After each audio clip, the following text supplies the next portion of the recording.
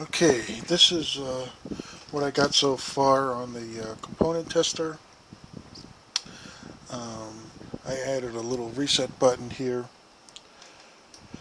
so in case if it might get stuck, it'll reboot the tester. And as you can see, there's no device selected up here in the corner, so you can use the menu to select a device. Um, so you would go to the component menu in this selection here. On the component list, it might not be so clearly visible on the video, but number 3, 4, and 5 is what I'm coding at the moment. Number 3 is the 2114s, number 4 is the 6550s, and number 5 is the 6116s. That's if you can see in the video, those have red asterisks beside them. So I'm going to select 2114s for now. And you can see up here at the top right that the screen is updated with the device you just selected. And down here below the menu, it shows you the power configuration. And so down here on the row of dip switches, you would select the corresponding ground pin and power pin for that memory chip, as shown on the screen here. Then you can go back to the main menu. Alright, and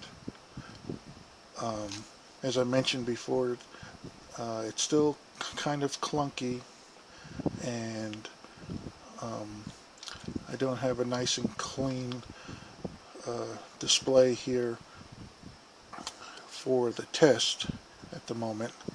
I'm just doing a rudimentary checks here to make sure the functions are working and that the code is working, and this little display gives me status information that the code is working correctly. Basically what the code is doing is configuring the pins on the ZIFT socket, which you can't not see yet, but that's right on top of the tester.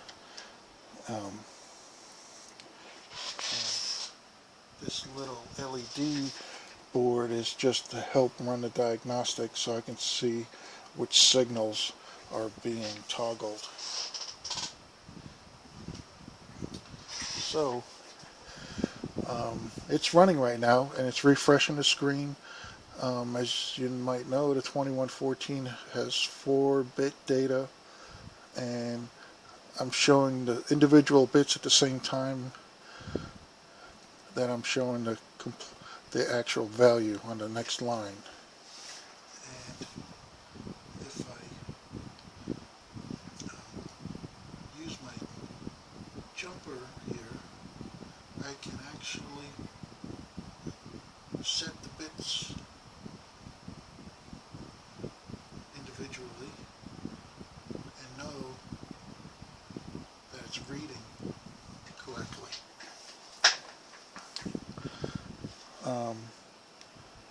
The write function, of course, has already been tested. So if I were to stick a 2114 in the ZIF socket and write a test pattern in there, I can read it back out and know if the static RAM is working properly. So I can go back to the main menu. Okay.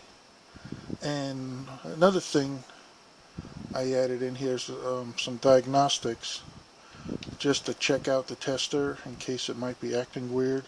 And you can check individual sections. As you can see here, you see some LEDs blinking. I'm checking the address bits that would be connected to the static RAM.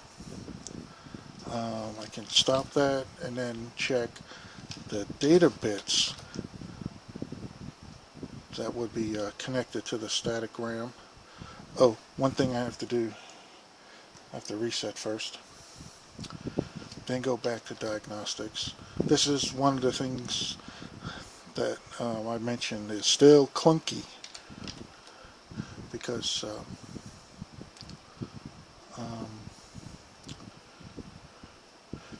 one moment please. Let me check the control bits.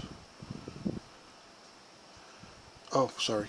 I gotta select a device again. Every time you reset, you have to select a device. So I'll go back and select the 2114. That's selected now. And then we'll go to diagnostics, check the data bits, and those bits which are toggling now in the video are the data bits that would be connected to the 2114. Stop that one. We'll check the control bits. On the 2114 there's only two control bits, a write and a chip enable signal. So that one's kind of quick. I'll reset that step.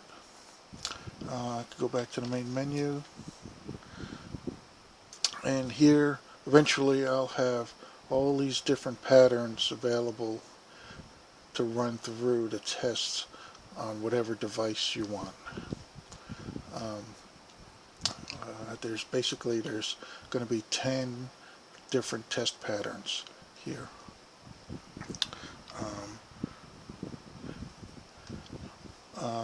And on the component menu, there's some blanks in there. I left room for any other possible memory chips that might come along, because once the code gets polished, it's just a matter of practically popping in a new value and configuring the address, the data, and control signals for that chip, and the rest of the code stays the same. I have a couple of more columns here. The third column is actually going to support some of the early dynamic RAM devices. Then the last column I had to put in there because I also want to have the facility to check all of the different peripheral chips, that's used everywhere. Everything from the Chem 1 to the PET to the TRS-80 to the Apple IIs, even the Commodore 64s.